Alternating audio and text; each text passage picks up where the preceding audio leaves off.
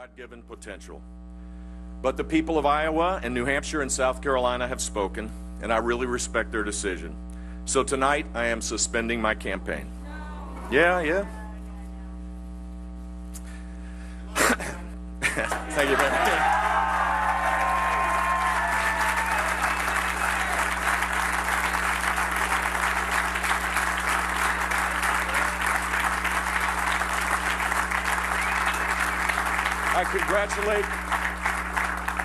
I congratulate my competitors that are remaining on the island on their success for a race that has been hard fought, just as the contest for the presidency should be, because it is a tough job.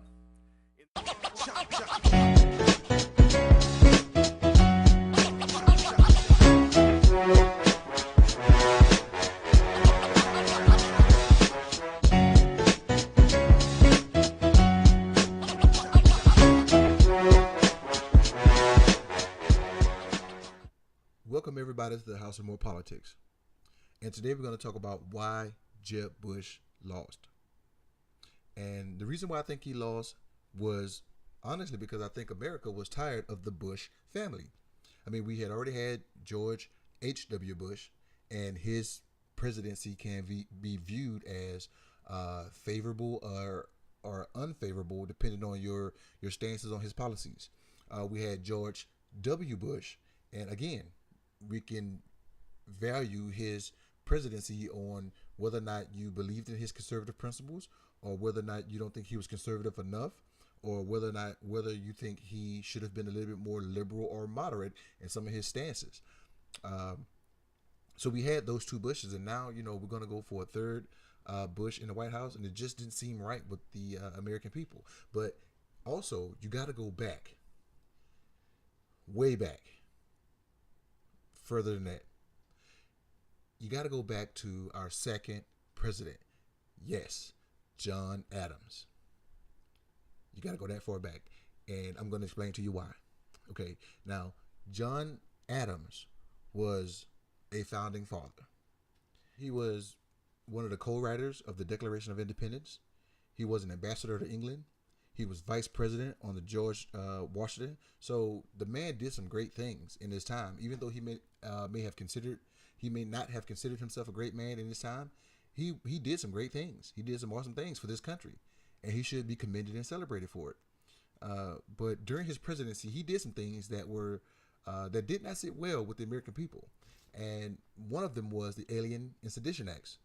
Now, this Alien and Sedition Acts, because he was a strong central government kind of guy, he believed that people should not speak ill will on the government. So inside the Alien and Sedition Acts was one of those things. Inside the act also was that he can imprison immigrants from a country that was an enemy with America. And also he made it harder for an immigrant to become a citizen of the United States. So that was one of his bad judgment calls, if you want to say. The second one was his indecisiveness. Indecisiveness. I had to slow down and say that word. One with the French Revolution. France at the time was going through, I think it was in 1797, I want to say. I think they were going through their French Revolution where they wanted to topple their king, and they wanted to follow the mantra of what America was going through. And they wanted America to help. They went to George Washington at the time, and he put it on the back burner. We were a small country. We were a building country. We did not have a standing army at the time, and George Washington didn't want to get involved. But when he left office, he transferred that problem onto John Adams, and John Adams was up and down on whether or not he was going to provide assistance to the French. Also, one of his problems was that he split the party over his indecisiveness. So some guys believe, some of the people in his party believed that, and he was a Federalist. We didn't have at the time Republicans and Democrats and Independents. We had Federalists and Democratic Republicans who eventually became Republicans, and that's another story on the parties. But because of his views and his indecisiveness, it split the party. Some believed that they should go along with the president. Some didn't like his views, and some just didn't like him. So that was another issue. We got the XYZ affair that caused a quasi war with France, and he was trying to negotiate some things with France, and they had 3 ambassadors, which they named in secret intel X, Y, and Z. And that's why it became known as the XYZ affair. And they tried to get money out of America before they can meet with a true diplomat of France. And this is a big mess that really caused that quasi war, which is like a semi-war. It's like an undeclared war with another country. So there's another one. But one of his main problems, I think, and a lot of other scholars that I've been watching on my documentaries and everything, they think also that because he kept George Washington's cabinet, his advisors, in his administration, that was also his downfall also, because he felt like he couldn't get rid of those guys anyway, because they begged George Washington to serve that first term. They begged George Washington to serve that second term. They wanted George Washington to become a king at one point. They wanted George Washington to take on a third term. He decided himself to step down. So John Adams just couldn't fire all the previous administration guys. I mean, how would you feel? How would he look? Think about it. How would he look if he fired one of the greatest presidents of America?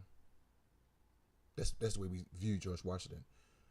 Why would he fire all his cabinets and advisors and put his own guys in? That'll make him look bad anyway. And because he kept them on, and they were all beholden to Alexander Hamilton, who George Washington treated as a son, that left John Adams in this WTF moment. He didn't know what to do. So I think all of those things made John Adams he just had a hard time in his 4 years. I mean, he wanted to run for re-election, and he almost got it, but he lost, and that's what happened with John Adams. Now, fast forward. Now, the reason why I say John Adams is because now we're going to the election of 1824. And who are we talking about now? We're talking about John Quincy Adams, John Adams' son. John Quincy Adams was an ambassador to Russia at a young age. This guy was groomed for the presidency. I mean, John Quincy Adams' father, pretty much groomed his oldest son to become president. So he was a diplomat. He was an ambassador. He spoke Russian. He traveled the world at a young age. He was Secretary of State under Monroe's administration. So John Quincy Adams had an extensive record before taking his oath of office. But he got up in there on some false pretenses, or what we would think as some false pretenses. And I'll explain it to you, and you can decide whether or not it's true or not. Okay. During the election of 1824, you had Andrew Jackson, the freer of Florida. He helped win the Battle of New Orleans. I mean, this was a military general that was at the top of his game, and whom, by the way, won the popular vote in the election of 1824. You had William Crawford, and you had John Quincy Adams, all going up for the presidency. Now, of course, the American people voted. Andrew Jackson got the most electoral votes, and he won the popular vote. He got 99 votes. John Quincy Adams got 84 votes, and William Crawford got 41 votes. Now, you would say, okay, Andrew Jackson is president. No. He didn't get the majority. So, let me go back. Because you also had Henry Clay, who was also Speaker of the House. So, I didn't write down how many votes he got, but he was in there also. So you had these 4 guys that were going for the presidency. 2 had the most. So, of course, William Crawford and Henry Clay had to step aside, right? Now, Henry Clay went back to the House of Representatives. Now, back in this time period of America, the person with the most votes became president. The person with the second most votes became vice president. So that's why, and that's when you had, and this is another thing with John Adams. He was president because he got the most votes. Thomas Jefferson was vice president, and because he got the second votes. But Thomas Jefferson was a Democrat Republican. John Adams was a Federalist. So you had somebody else in your party. It's like having a Democrat president and a Republican vice president, oil and water. So because they got this kind of vote, because Andrew Jackson and John Quincy Adams got this kind of vote, the members of the House had to vote on the president, which was led by Henry Clay. And the corrupt bargain come in when John Quincy Adams becomes president, and he makes Henry Clay Secretary of State. And you're thinking, like, why would that be such a bad thing? Well, one of the steps to become president was becoming Secretary of State. And because the Speaker of the House declared John Quincy Adams president, and then by doing so, he became Secretary of State, that would make it a corrupt bargain. So Andrew Jackson was livid. He was like, what the hell is going on here? This can't be. And because Andrew Jackson was so popular in his time, and everybody believed that John Quincy Adams entered the presidency under this corrupt bargain, it kind of alienated him from Congress. Nobody really wanted to work with him. Nobody really wanted to do business with him. He's just a holder of the office until the real president, Andrew Jackson, can step in. So he had to force his way into a lot of things. And in most cases, he was trying to prove his father right. And by doing so, end up going down just like his father. Now we are out of the 1790s and 1800s. Let's go to the present. You had George Herbert Walker Bush. He came into the presidency under read my lips, no new taxes. And we have to hold that line. That's what he used to say back in the 80s when he was running for president. All right, no new taxes. Because Ronald Reagan increased taxes. A lot of Republicans won't tell you this, but he deregulated Wall Street. He deregulated a lot of things. But he had to raise taxes because his trickle-down economic plan, which George H.W. Bush called voodoo economics, wasn't really working. So he had to increase taxes. Now, we got so upset in the 80s over him increasing taxes that George Herbert Walker Bush said, hey, no new taxes. And that was a good quote, a good line. And that line got him into the White House. But upon getting into the White House, America fell into a recession. So what did George Herbert Walker have to do? He had to raise taxes. And you just went against your campaign pledge. You just went against your campaign promise. You said you would not raise taxes. Even if you raised taxes a fraction of a penny, you raised them. That's what got Bill Clinton into the White House. Because Bill Clinton wrote that line. He said no new taxes, and he raised our taxes. That's one of the reasons why Bill Clinton became president in 92. But one of the main things, other than the no new taxes pledge, was the Iraq War. Saddam Hussein was a friend of America. We had diplomats and secretaries and defense chiefs meeting with Saddam Hussein.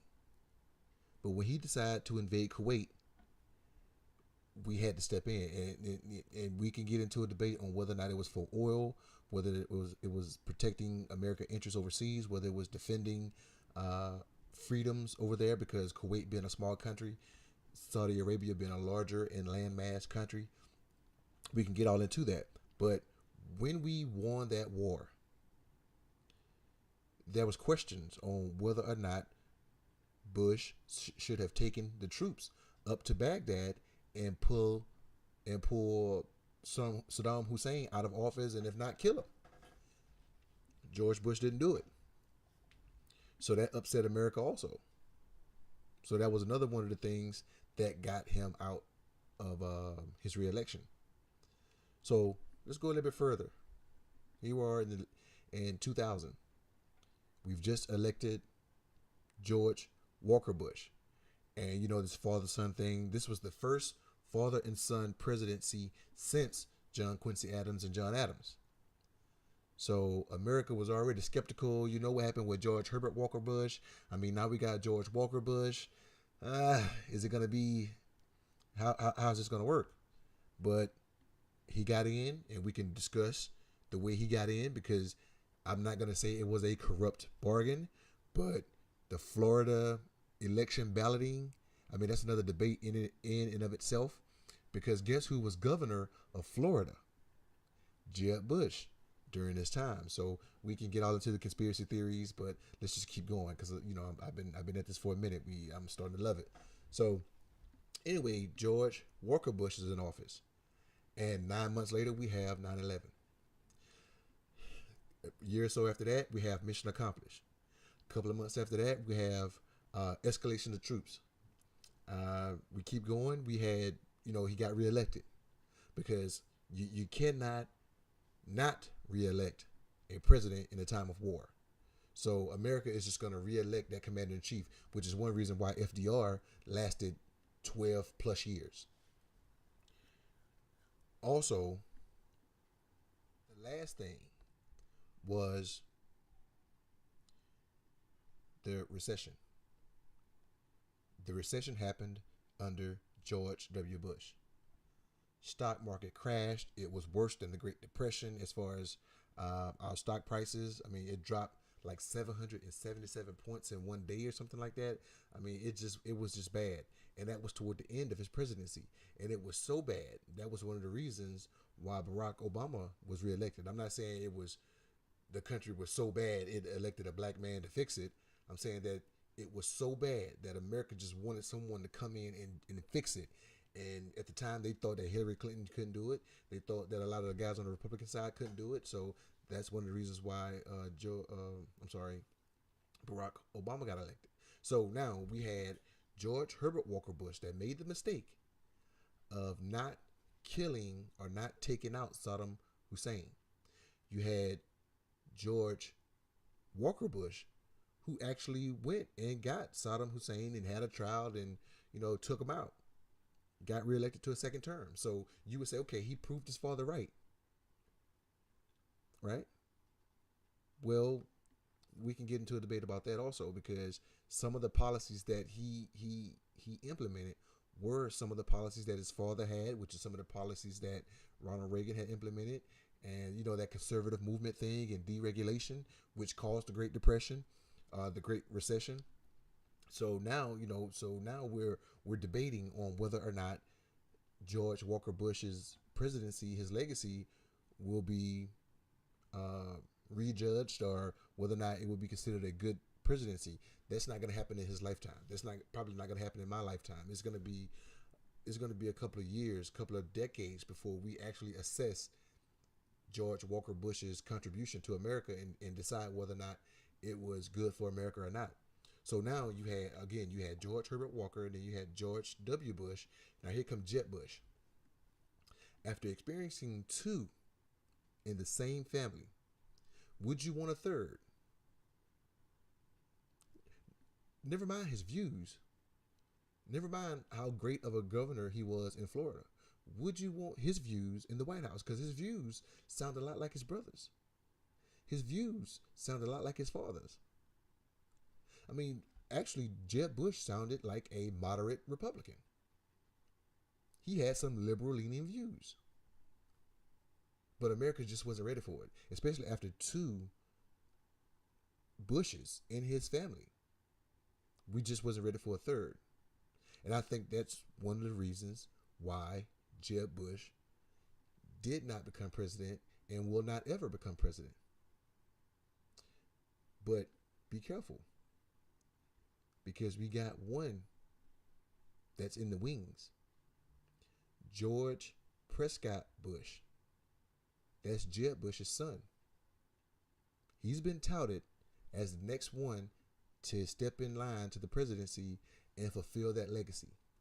So, will George Prescott Bush do something his father could never do? I don't know. We'll see. So, again, let me know what you think. I know I went kind of long on this one, but I just want to explain why I think Jeb Bush lost. Give me some feedback, give me some likes, give me some comments. Let me know what you guys want to discuss, and I'll look into it, and I'll write some stuff up, and I'll put it together. All right, so hit me up. In the meantime, peace.